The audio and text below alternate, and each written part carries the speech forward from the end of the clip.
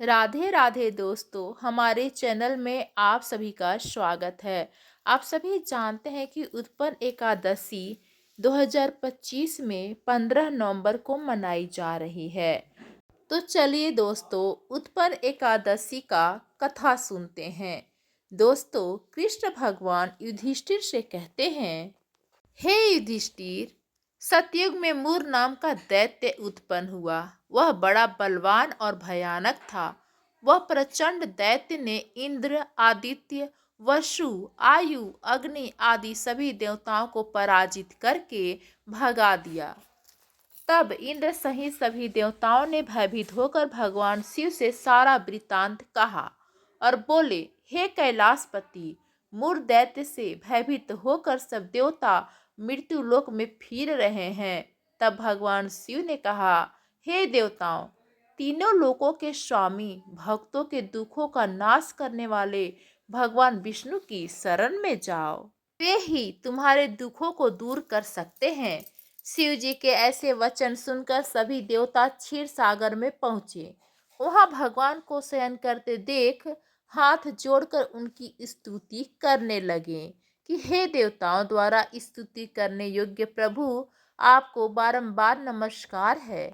देवताओं की रक्षा करने वाले मधुसूदन, आपको नमस्कार है। आप हमारी रक्षा करें। दैत्यों से भयभीत होकर हम सब आपकी शरण में आए हैं। आप इस संसार के कर्ता, माता पिता, उत्पत्ति और पालन करता और संहार करने वाले हैं। सबको शांति प्रदान करने वाले हैं। आकाश और पाताल भी आप ही हैं। सबके पितामह ब्रह्मा, सूर्य, चंद्र, अग्नि, सामग्री, होम, आहुति, मंत्र, तंत्र, जप, यजमान, यज्ञ, कर्म, कर्ता, भोक्ता भी आप ही हैं। आप सर्वव्यापक हैं। आपके सिवा तीनों लोकों में चर तथा अक्षर कुछ भी नहीं है। हे भगवान, दैत्यों ने हमको जीतकर स्वर्ग से भ्रष्ट कर दिया है और हम सब देवता इधर उधर भागे भागे फिर रहे हैं। आप उन दैत्यों से हम सब की रक्षा करें। इंद्र के ऐसे वचन सुनकर भगवान विष्णु कहने लगे कि हे इंद्र, ऐसा मायावी दैत्य कौन है जिसने सब देवताओं को जीत लिया है? उसका नाम क्या है? उसमें कितना बल है और किसके आश्रय में है तथा उसका स्थान कहाँ है? यह सब मुझसे कहो। भगवान के ऐसे वचन सुनकर इंद्र बोले, भगवान, प्राचीन समय में एक नाड़ी जंग नामक राक्षस था। उसके महापराक्रमी और लोक विख्यात मूर नाम का एक पुत्र हुआ। उसकी चंद्रावती नाम की नगरी है। उसी ने सब देवताओं को स्वर्ग से निकालकर वहां अपना अधिकार जमा लिया है। उसने इंद्र, अग्नि, वरुण, यम, वायु, इस, चंद्रमा आदि सबके स्थान पर अधिकार कर लिया है। सूर्य बनकर स्वयं ही प्रकाश करता है, स्वयं ही मेघ बन बैठा है और सबसे अजेय है। हे असुर निकंदन, उस दुष्ट को मारकर देवताओं को अजेय बनाइए। यह वचन सुनकर भगवान ने कहा, हे देवताओं, मैं शीघ्र ही उसका संहार करूंगा। तुम चंद्रावती नगरी जाओ। इस प्रकार कहकर भगवान सहित सभी देवताओं ने चंद्रावती नगरी की ओर प्रस्थान किया। उस समय दैत्य मूर सेना सहित युद्ध भूमि में गरज रहा था। उसकी भयानक गर्जना सुनकर सभी देवता भय के मारे चारों दिशाओं में भागने लगे। जब स्वयं भगवान रणभूमि में आए तो दैत्य उन पर भी अस्त्र शस्त्र आयुध लेकर दौड़े। भगवान ने उन्हें सर्प के समान अपने बाणों से बिंध डाला।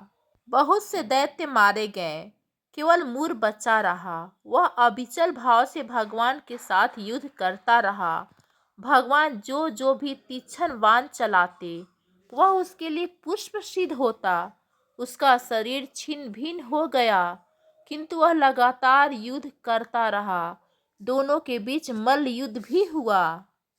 10,000 वर्ष तक उनका युद्ध चलता रहा, किंतु मूर नहीं हारा। थक कर भगवान बद्रिकाश्रम चले गए। हेमवती नामक सुंदर गुफा थी। उसमें विश्राम करने के लिए भगवान उसके अंदर प्रवेश कर गए। दोस्तों, यह गुफा 12 योजना लंबी थी और उसका एक ही द्वार था। विष्णु भगवान वहां योग निद्रा की गोद में सो गए।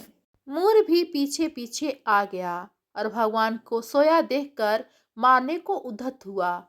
तभी भगवान के शरीर से उज्जवल कांतिमय रूप वाली देवी प्रकट हुई।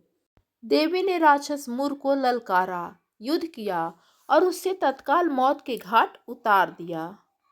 श्री हरि जब योग निद्रा की गोद से उठे तो सब बातों को जानकर उस देवी से कहा कि आपका जन्म एकादशी के दिन हुआ है, अतः आप उत्पन्ना एकादशी के नाम से पूजित होंगी। आपके भक्त वही होंगे जो मेरे भक्त होंगे।